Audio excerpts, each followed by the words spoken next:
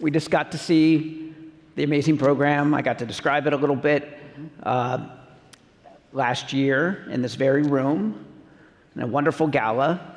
You were awarded the top business of the Co-100.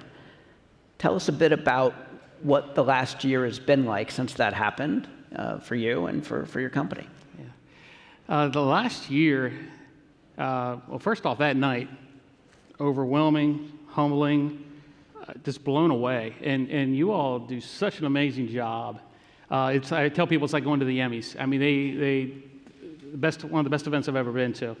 But the year, I break that into two categories. First, I'll talk about just the outside and the reactions from other people. Everything from U.S. senators, state senators, members of Congress, mayors, county executives, business leaders, all reaching out, congratulating us. Overwhelming. I left here in a hurry to go teach a class in Arizona. That's right. And they made a huge to-do when I got there about it. And I mean, I was just very humbled by it. But I want to say the bigger part for us was it really validated our team and what they're doing. They still don't understand what a big deal it is, even though we keep trying to explain to them what an amazing accomplishment this was. But it validated all their hard work and what they do, and that it just motivated them to do more. And that just, you couldn't ask for more than that. Indeed. Mm-hmm. It really, I feel like part of the experience of what you got to go through, it's something that you have to sort of channel and bring to the employees every day. So speaking of employees, one very interesting thing when we were catching up, the automotive industry has a talent shortage. Mm-hmm. And it's very interesting, some things that you've done with Dynamic Automotive to address that and think out ways to get some real top talent for yourself. So do you mind describing a little bit about that? Yeah, we struggled, especially about 15 years ago, to find entry-level young talent. It was drying up. Where for years, we've been in business over 30 years, and for years, young minds just came to us. They wanted to be in our industry. And for once, that wasn't happening, to the point where we were still going into the school system, still talking to the parents, still at every career night, every mock interview, no interest. And we were worried, because we're like, how are we going to fix cars if we have no one to do that, no pipeline of talent? So we started some apprenticeship programs. We failed at first, but we failed forward. We rebooted. State of Maryland has some great models to allow us to create our programs, and we latched onto those, and that helped us create a pipeline of young talent. We went from no applications. We actually did a field trip right before we started these apprenticeship programs, and all the field trip was with all the local Career Technology Center automotive students, 72 of them. And they went through the building in different groups, and all they kept talking about was, we heard about an apprenticeship program. We had 6 applications that week. That was more than we gotten in the previous year. Now, this is 10 years ago. Now, we can fast forward 10 years, because we don't have 3 days to talk about it, because I can talk about it for 3 days. We have a waiting list of talent. We still go into the schools. We still invest. I believe you got to support the programs that support you. And then also these young minds may come to us later in their career when we do need them. But we have a waiting line, and basically we now get to pick the right people to be on our team, so it strengthens our culture. Where we went from anyone that would come in the door to now we can be more selective, and they can too. So it's I think, a good match, and it's helped grow our culture. It's really amazing to be able to do that and to find ways to expose it, especially to the young folks that aren't even entertaining it as a career, right? I think when you go talk to them and then they get exposed. From thinking of the apprentice program, how does that work with the culture just internally, the existing employees, and how people progress in your company and kind of career paths? Well, what our programs, I think the biggest difference the apprenticeship programs created was a clear plan, a path, where I always tell people you're not running a program if you only do it when you're slow or it's a rainy day. Our programs run no matter what, no matter how busy you are. They leave for class when it's time to do that. And I think that structure taught us that when we have a structured program, the benefits from it outweighed anything else. And that's really what not only the young mind and the student and the apprentice gravitated to, the parent did as well. They saw that we had an alternative, a true alternative to a college, even though we're sending our technicians to college and they get college credit. But the fact that we have a plan, just like a school does. And by doing that, the parents now trusted us to take their child and actually help develop a career. But because of that, we learned, why stop at the end of 3 years? So we picked up career paths for all our team members. And a lot of that goes into, we just ask them, what are your goals? And we try to do that for every team member. And I said try, because everyone's at a different place in their life.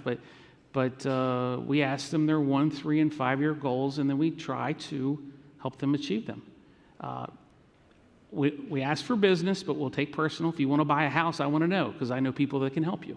I want to make sure that you're not taken advantage of. But if our younger people or apprentices want to get certified, and we can help do that with training and experience in the shop. People that have been with us 10, 15, 20 years are thinking of their next steps. And usually it's in leadership or something like that, because they don't want to work on cars the rest of their life. So we actually have programs, even for a small business. We have our own leadership training. We partnered up with a local community college. They helped us create our own leadership training program. But once I know what you want to do and I get involved with it, now they know I care. And now that helps, not only it helps with retention, but actually attraction too. People want to come to work with people that they know care. Right. Mm-hmm. And one stat that that you shared with me was the average age in the automotive industry of technicians. I'll let you say the numbers. Yeah, it baffles me still to this day. The average age of an automotive technician in this country is 56 years old. They are, I don't want to say aging out, but they're getting older.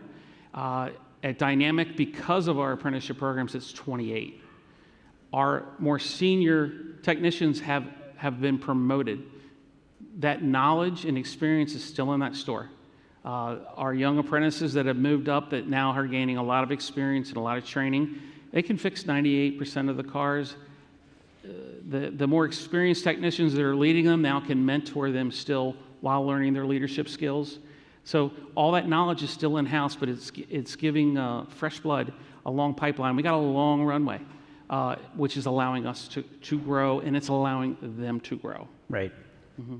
You were describing how people move up, and as you open new locations, they're run by people that work their way up, right? Yeah, we're very proud of the fact, we're currently at 7 locations, and all of them are ran by people that have started either as a technician, a helper, a cashier. They have moved up. We thankfully, and hope we'll never have to, hire from the outside for leadership-wise. We bring them in, not always at the beginning. Some are more experienced that have been in the industry for a while and know that we offer other opportunities in leadership. And it's just a different part of the business that most don't get to experience, because usually the only way they get promoted as a technician is to either switch jobs or start their own business. We give them a chance to do that with us, right? Where they actually get the chance to actually lead and have a say in what's going on. But that's part of our culture. That's awesome. Mm-hmm. One, to kind of segue a little bit, your network that you have and being involved in your local chamber, for instance, mm-hmm. and getting to meet, actually in this process, you've gotten to meet some elected officials as well through Co 100. But even before that, I think you've credited being active as a part of your success. What would you say to the folks here about cultivating those types of relationships and how it could be useful to them in their business. I tell everyone on our team and all small business owners, work on your network. It is one of the most powerful tools you will have. Our third shop we built from the ground up, and we opened it in 2005, and it was a $3 million build. We had 2 little shops. This was a lot of money for us. And then with the housing crisis and everything, we almost went out of business. It was bad. We were going through, when we were building it, we were going through special exceptions, and we didn't know people. We only focused on the inside of our 4 walls. And there's a time you have to do that as a small business owner, but when you can, focus outside. I always say if you want to be a successful small business, invest in the community you serve. You will get to know your elected officials. You will get to know the people that make a difference. Those people know other people. If you have a problem, they can find someone to help you solve it. I swore after we went through that in 07, 08, we'd never go through that again. And we went out and we got in the community and volunteered and got very involved. And we now have a very in-depth network. And then joining the chamber a few years later, and then chairing the chamber and all, I embraced it and made so many connections. It's amazing. People want to help people they like and know. And they want to help people that are helping others and helping the community. And it opens doors. Great. Totally makes sense. Why don't we finish up with, for the folks here that might want to apply, any advice, any thoughts with what, when you went through the process and what might help? Embrace it. Don't think you can't win, because I tell you right now, I had no idea.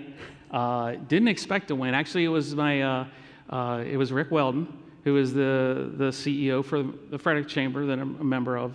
Actually, a member of that and the Carroll County Chamber, member of 2 chambers. And he told me I have to do it. I had friends emailing it to me, try this out. And I'm like, no, I don't want to. And then finally, like, you need to do this. So I did it. But I did it at the last minute. And it was a struggle to get everything done, but we did.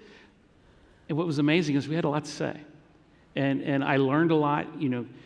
Thankfully we were selected first in the 100, and it was an honor. And I was very happy with that. And then we were in the top 10.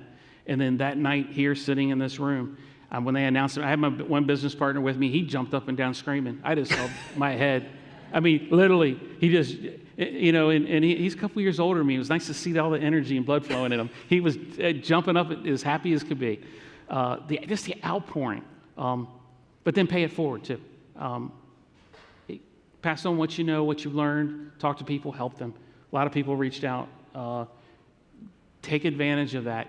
Just try it. You're going to learn something from it. Fantastic. Well, thanks, Dwayne. It looks like we're all Take long. out of time, but thanks, everybody. Really appreciate it. Thank you. Yep.